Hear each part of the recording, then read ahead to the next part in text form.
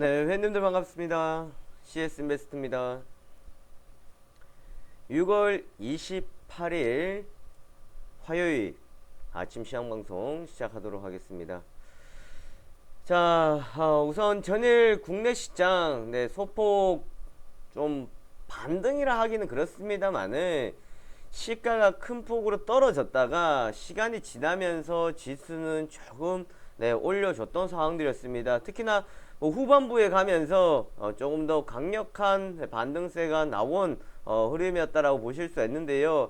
하지만 어제 장중에도 말씀드렸다시피 지금 시장 상황에서 변동성은 지속적으로 나타날 것으로 예상이 되고 있습니다. 어제 저녁 열렸던 미국 증시 그리고 유럽 증시 또한 큰 폭으로 하락을 하면서 오늘 아침 국내 증시 하락 시작할 것으로 예상이 되고 있는 상황입니다. 그렇습니다. 지금 브렉시트에 대한 투표는 끝났습니다만은 지금 시장이 가지고 있는 것은 이제 어떠한 또 결론이 날 것인지 어떠한 결과가 나올 것인지 대한 불확실성을 여전히 가져가고 있다라고 보시면 될 것 같은데요. 자, 이런 내용들이 단기간에 끝나지는 않을 겁니다. 충격은 우선은 크게 간다라고 볼 수는 없겠습니다만은 지속적인 이야기들이 나와 주겠죠. 거기에 따라 시장은 좀 흔들릴 가능성이 있다라고 보시면 될 것 같은데, 하지만 이런 이야기들이 이제 시장에서 지속적으로 나와 준다 그러면 시장에서 줄 수 있는 영향들은 분명히 제한적으로 줄어들 것은 틀림없습니다. 하지만 지금 어떠한 뉴스를 찾아보더라도 긍정적인 시나리오보다는 부정적인 내용들이 너무나도 많다라는 거예요. 자, 이런 부분들을 우리 투자자들은 너무나도 힘들게 하는 상황들이라고 보시면 될 것 같은데, 저는 그렇게 생각합니다. 사실 이것이 별거 아니다, 아무런 일이 아니다라고 할 수는 없습니다만은 그래도 이 또한 우리가 시장을 경험하고 겪고 지나가야 되는 과정의 하나일 뿐이다라는 겁니다. 이것이 결과가 아니지 않습니까? 우리가 지금 투자를 한 것이 이것이 결과이면서 끝났다라고 생각하는 것이 아니라 또한 하나의 장애물이 나왔고 이 장애물이 곧바로 넘을 것이냐 아니면 조금 더 옆으로 둘러서 갈 것이냐라는 것은 우리의 선택에 달려 있다라는 겁니다.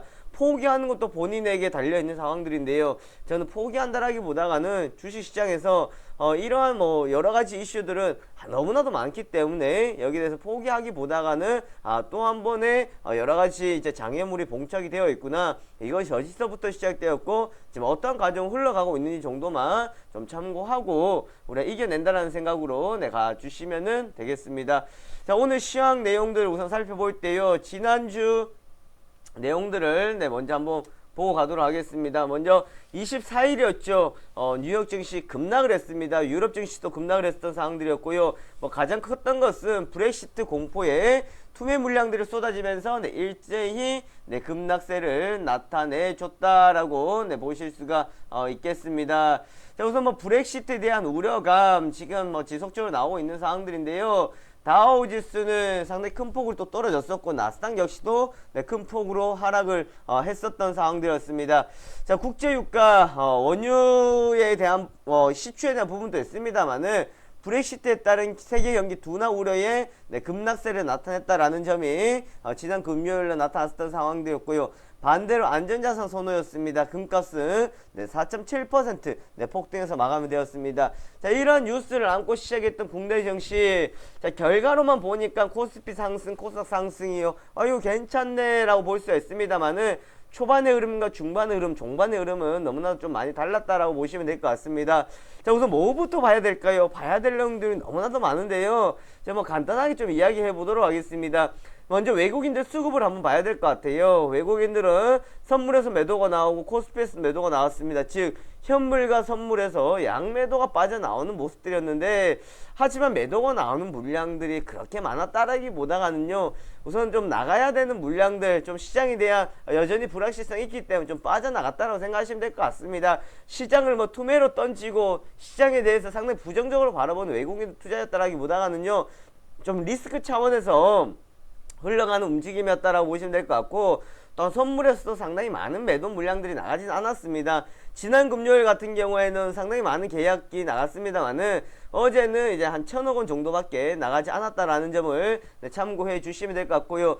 반대로 이제 기관들이 방어적인 역할을 해주고 있습니다. 어제 아침 시황 방송할 때도 그런 이야기를 했던 것 같은데요. 수급에 참 초점 우리가 둬야 된다라는 겁니다. 코스피에서는 기관들의 매수세가 들어와주고 있습니다. 금융투자가 2,600억의 매수세가 들어오고 있는데요. 금융투자를 제외한다고 하더라도 투신에서 1,400억이라는 매수가 들어와줬다라는 거. 자, 그만큼 이제 기관에서 어느 정도 움직임들을 받쳐줬다라는 것은요, 코스피에 대해서 현재 상황으로는 이제 떨어지는 자리가 좀 이제 과하게 떨어지고 있다라는 방어적인 역할을 해주고 있다라는 것을 보실 수가 있겠고요. 또한 정부에서 이야기하고 있는 뭐 잘못됐다, 이래서는 안 된다라고 이야기 나오고 있는데, 연기금에서 최대한 로스컷을 좀 자제해 달라, 그런 이야기들까지 나오고 있는 상황들입니다. 그렇기 때문에 시장에 공포적인 분위기를 조성하지 말아 달라는 이런 좀 제안도 들어오고 있는 상황들인데요. 사실 그런 것 같아요.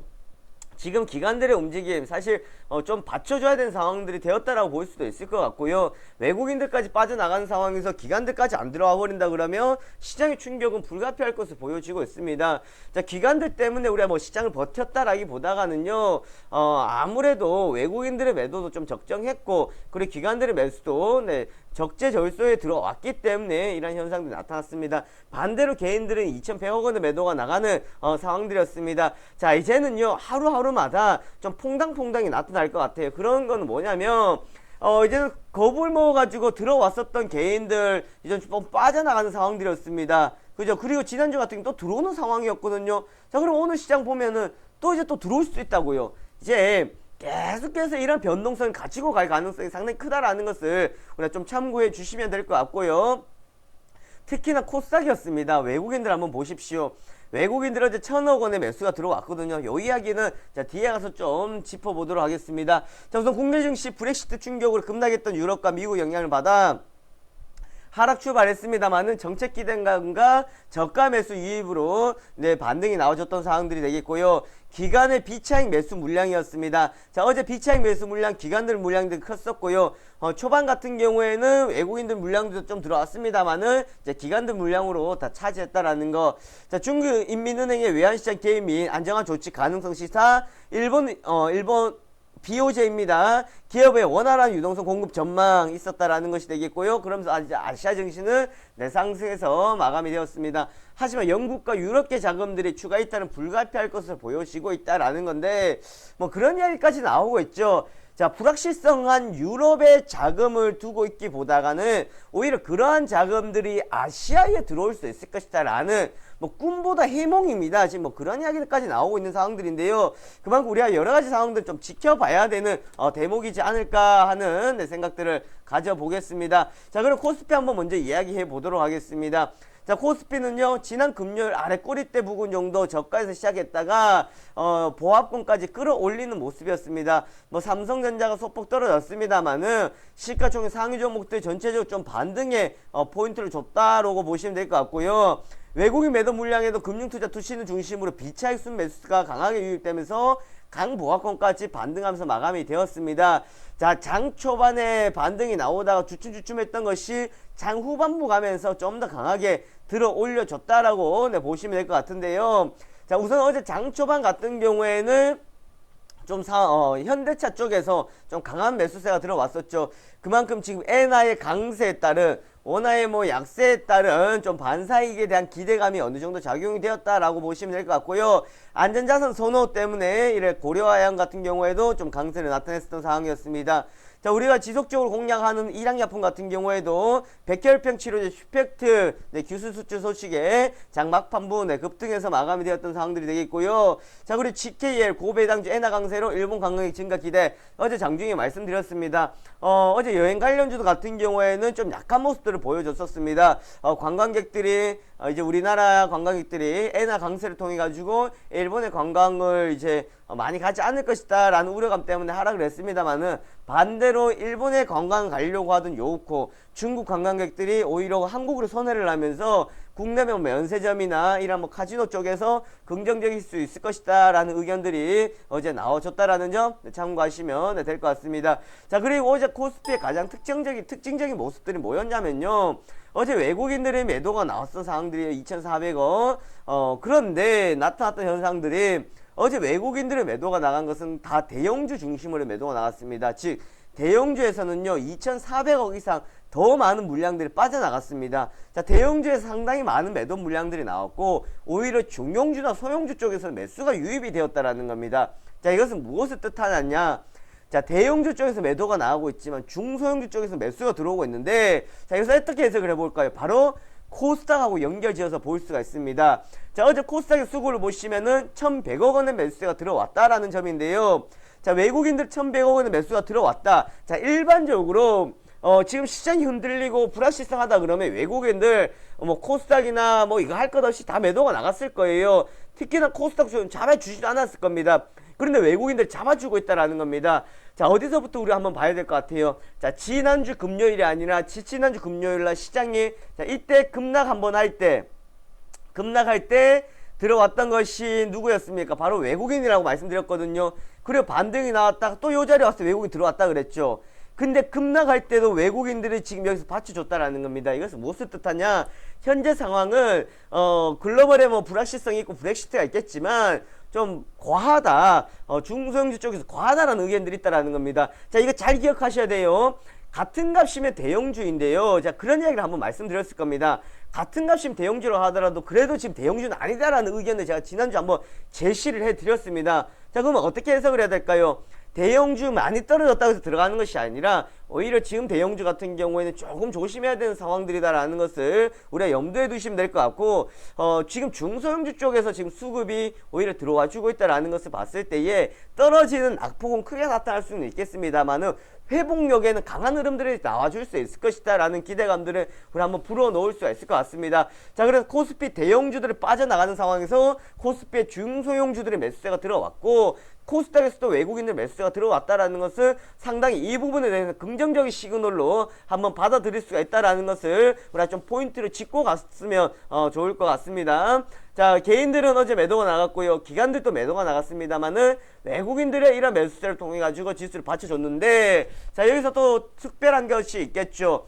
즉, 외국인들이 매수가 들어왔는데 종목이 올라가더라도 그냥 기술적인 반등이 아니라 과대 낙폭이 따른 반등이 아니라 외국인들의 매수가 들어오면서 올라가는 종목도 위주로 우리가 좀 찾아보셔야 될 것 같아요. 자, 그러니까 올라갔는데 외국인들의 매수가 들어오지 않는 것들은 지금 시장의 흐름을 따라가는 게 아니잖아요. 수급을 따라가는 게 아니라고. 그래서 첫 번째, 수급을 따라가는 종목을 좀 찾아보자. 외국인들의 매수세가 들어오는 것도 좀 찾아보자라는 겁니다. 자, 지금 같은 경우는 컴투스 같은 경우에도 그랬고요. 어제 LP시스템 같은 경우에도 외국인들의 매수세가 유입이 되면서 올라갔습니다. 뭐 카카오나 그리고 뭐 CJ ENM이나 이런 것들도 외국인들 매수세가 들어왔었던 상황들이었는데 그만큼 시장의 흐름과 같이 가고 있는 것들을 보시면 되겠고요. 거기다가 기관들의 매수세까지 같이 들어오는 것들은 상당히 좋다. 뭐 컴투스 같은 경우에도 그렇게 들어왔던 상황들인데 그만큼 수급에 따라서 가는 것들이 좀 중요하다라는 것을 우리가 참고를 하셔야 될 것 같아요. 자, 그리고 오늘 시장 같은 경우에도 이제 외국인도 어제 들어왔는데 과연 오늘 얼마만큼 이 흐름들이 이어줄 수가 있을 것이냐라는 것에 좀 포인트를 두시면 될 것 같습니다.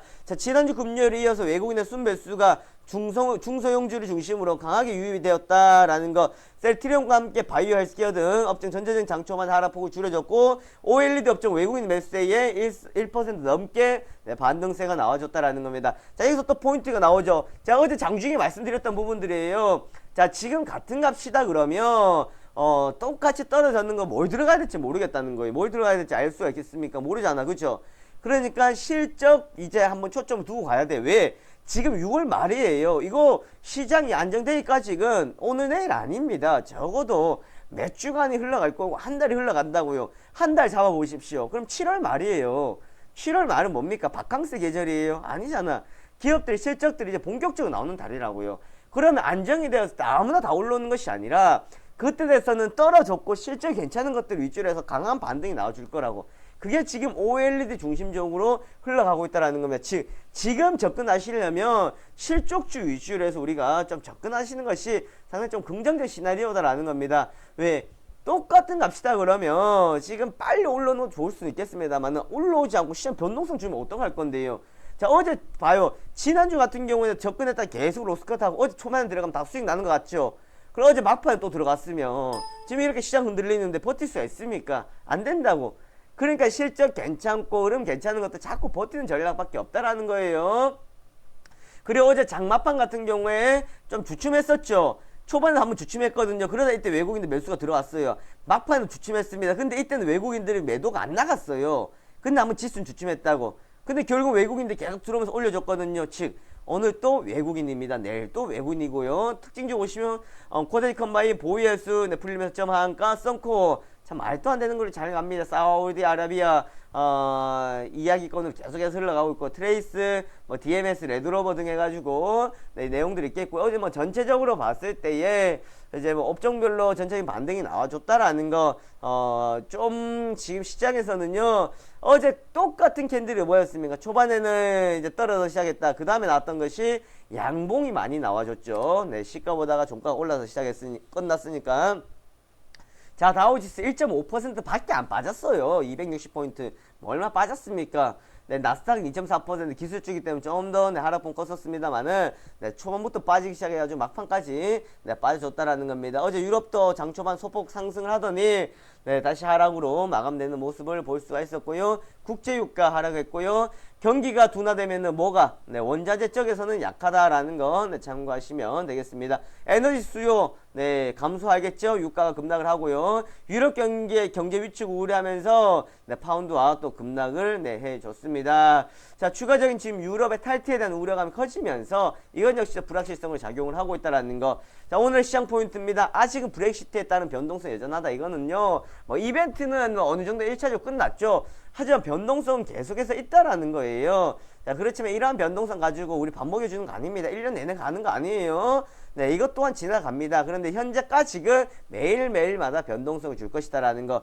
그리고 기관과 외국인의 수급 그랬습니다. 어제 들어왔으면 오늘 들어와야 되겠고 오늘 적당히 버텨줘야 되겠죠. 어제 그렇게 들어왔는데 오늘 다 나가버려요. 나쁜 놈 되는 겁니다. 자, 그러니까 오늘 수급에 좀 초점 두고 갑니다. 지수가 얼마만큼 올라가고요. 얼마만큼 떨어지느냐 중요한 게 아닙니다. 자, 지금 수급에 초점을 두시면 되겠고요. 글로벌 금리 인하미 부양책에 대한 기대감입니다. 계속해서 지금 이야기가 나오는데 제가 생각할 때는 어제 또 미국 같은 경우에 하락을 했던 것은 옐런 의장이 영국의 은행의 총재랑 그리고 마리오 드라기 유럽 중앙은행 총재하고 뭐 만나서 정책기관 공조를 하려고 했는데 29일을 안 만나고 자기 나라 돌아간다 그랬어요. 돌아간다고 했던 이유는 뭡니까?